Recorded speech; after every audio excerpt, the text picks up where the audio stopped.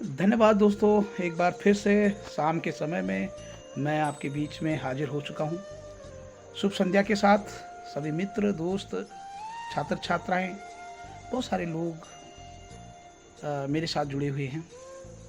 एक बार फिर से एक छोटी सी लघु कथा के रूप में आपको, जो कि आपने अपने जीवन में सुना होगा, कई बार आपके जीवन के साथ ये घटनाएं चलती रहती हैं, पर हमने कभी भी इन चीज़ों से प्रेरणा नहीं ली।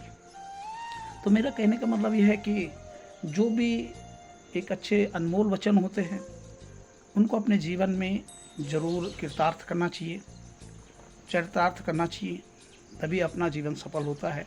और जीवन ही नहीं, समाज में भी बहुत सारे प्रकार की शुद्धियाँ आती हैं, क्योंकि हम सभी लोग समाज के अंग हैं। और जो चीज़ें भी हमारे लोगों ने जितने भी प्रेरणादायी सुवास्तानी हों या कई चीज़ें हों, अनमोल वचन हों, ये कहीं ना कहीं समाज से ही संबंधित बनाई गई है। तो आज एक छोटी सी इसी लघु कथा की श्रृंखला में भगवान राम और लक्ष्मण लंका के बारे में आपको बताऊंगा। आपने ज़रूर एक ये श्लोक सुना होगा, जो कि मैं आपको सुनाना चाहूँगा। आपने देखा होगा कि जब भगवान राम लंका को जीत चुके थे, पूरी तरह से लंका भगवान राम की हो चुकी थी। उसके बाद जब लंका में भ्रमण किया राम और लक्ष्मण ने, तो लंका एक अद्भुत नगरी थी। मैं आपको बताना चाहता हूँ, सुरक्षा की दृश्य या सुंदरता की दृश्य या वहाँ की आबो हवा जो है बहुत सुंदर है। जैसे आप भारत को एक स्वर्णिम भूमि मानते हैं, उसी प्रकार से लंका भी एक स्वर्णिम भूमि का है। उसके बारे में बताऊंगा कि आप देखें, लंका एक टापू पे बसा हुआ है, एक द्वीप है, चारों तरफ से समुद्र से घिरा हुआ है, और हर एक वहाँ पर आसानी से उस समय में विजय प्राप्त नहीं कर सकता था। उस समय इसलिए कह रहा हूँ कि आज आधुनिक ज़माना आ चुका है। आप जानते हैं कि आज कहीं भी देश के किसी भी कोने में, विश्व के किसी भी कोने में आप आसानी से आक्रमण कर सकते हैं। उसके लिए मिसाइल हैं, ड्रोन हैं, बहुत सारे चीज़ें हैं, हम आसानी से तबाही मचा सकते हैं। पर उस ज़माने में, भगवान श्री राम जी के ज़माने में, उस टापू को, उस द्वीप को आसानी से जीतना मैं समझता हूँ कि संभव नहीं था।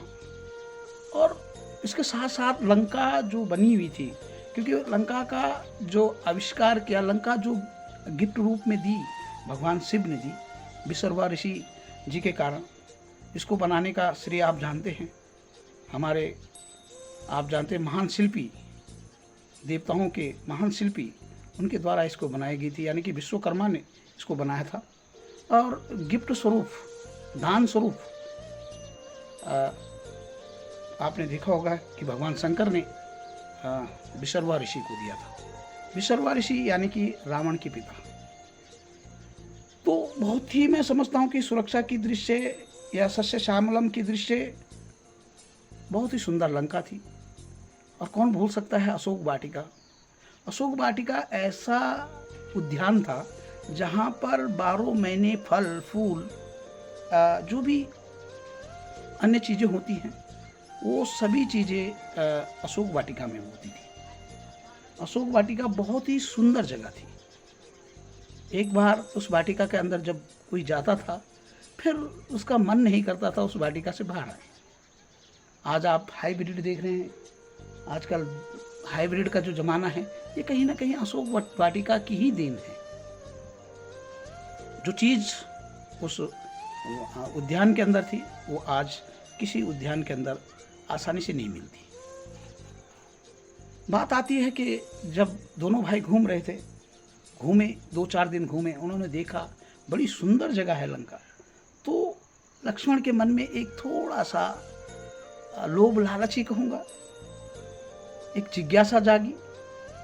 उन्होंने कहा, यार भाई राम, क्या करना है अयोध्या में जाकर, क्योंकि अयोध्या में जाकर तो हम लोग आपस में लड़ते रहेंगे, भरत वहाँ पर है, शत्रुघ्न है, और क्या करेंगे, ठीक है, भाई भाई में प्रेम भी रहेगा और अयोध्या को भरत को ही दे देंगे। एक अच्छा राजा के रूप में काम कर रहा है तो आगे भी करे, क्यों नहीं आप और मैं अपने परिवार के साथ लंका में बस जाए और लंका का राजा बन जाए। तो एक श्लोक मुझे याद आता है, राम ने वहीं पर लक्ष्मण को कहा था, अपि स्वर्णमयी लंका नमे लक्ष्मण रोचते जननी जन्म भूमिष्या स्वर्गादपि गरीयसी। तो बहुत ही पते की बात उन्होंने कही, अपि स्वर्णमयी लंका, कि लंका कितने भी सोने चांदी वैभव सुख सुविधाओं से लैस है, व्यवस्थित है, पर मैं लंका नहीं रह सकता, क्योंकि लंका मेरी जन्मभूमि नहीं है, मेरी मातृभूमि नहीं है, और जो मेरी मातृभूमि है वो अयोध्या है, और अयोध्या से मैं बहुत प्यार करता हूँ। मुझे अयोध्या में जाना है। जिस प्रकार से मैं अपनी माँ को श्रेष्ठ मानता हूँ अपने जीवन में, उसी प्रकार से मैं अपनी जन्मभूमि को श्रेष्ठ मानता हूँ। इसलिए लक्ष्मण 2-4 दिन यहाँ की मेहमान नवाजी में रहेंगे। अच्छी बात है, लंका जीत दी है। लंका जीतना हमारा उद्देश्य नहीं था, हमारा उद्देश्य तो केवल मेरी जो धर्मपत्नी जिसको रावण उठा के ले गया था उसको मुक्त करना था। वो मुझे प्राप्त हो चुका है, जिस उद्देश्य के लिए मैं आया था वो प्राप्त हो चुका है। और मैंने एक वचन भी दिया है कि मैं इस लंका का राजा कभी नहीं बनूंगा। तो कुल मिला के ये मैं यहाँ नहीं रह सकता, मुझे वापस अपनी धरती पे जाना है, अपनी जन्मभूमि में जाना है। कोई बात नहीं, राज्य मिले ना मिले, मैं स्वार्थ की राजनीति नहीं करता। मुझे अपने माँ के चरणों में जाना है।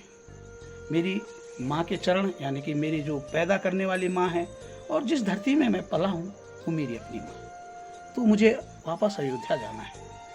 तो इतना ही कहते हैं लक्ष्मण ने जब इस बात को ध्यान से समझा, जाना, तो उन्होंने कहा ठीक है भैया, अब हम वापस अयोध्या की तरफ जाएंगे और वहीं अपने राज्यपाठ जो भी होगा, जैसा भी होगा, उसके लिए स्वीकार करेंगे।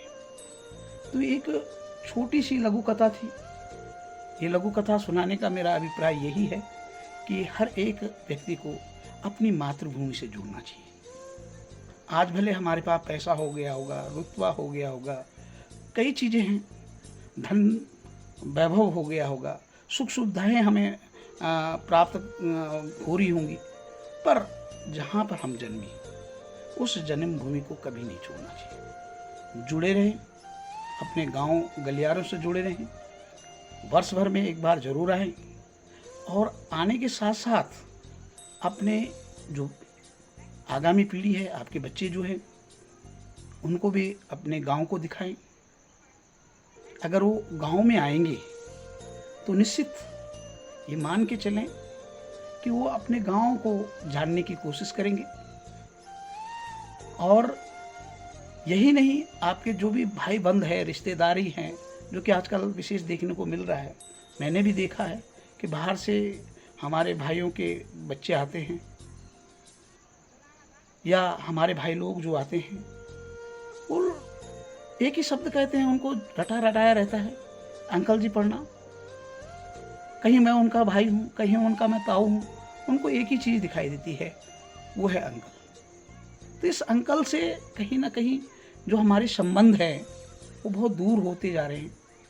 उस संबंधों को हमने जोड़ना है। इसके लिए वर्ष भर में हम लोग कोशिश करें, गांव में भ्रात मिलन हो, छोटे मोटे कार्यक्रम हो, जिसमें हमारे जितने भी प्रवासी भाई बहन हैं, मानता हूँ, मैं ये नहीं कहता हूँ कि पलायन नहीं करना चाहिए, पलायन हुआ है, होता ही रहेगा, मैं उसको रोक नहीं सकता, क्योंकि जहाँ सुख सुविधाएँ मिलेंगी, क्योंकि जो यहाँ से जाता है उसके मन में ये नहीं होता है कि मैं यहाँ से जाऊँ, वो कुछ सुख सुविधाओं के लिए ही बाहर जाता है, अपने बच्चों के भविष्य के लिए जाता है, अपने स्वास्थ्य, अपने फ्यूचर के बारे में जाता है। पर जाइए आप, कोई नहीं, पर अपने गांव से, अपने क्षेत्र से अपने संबंधों को बनाए रखें। इतना ही कहूँगा। नमस्कार, धन्यवाद। मेरी बात अगर कहीं दिल पर लग गई हो तो मैं ज़्यादा कुछ नहीं कहूँगा, माफ़ी मांगूंगा कि आप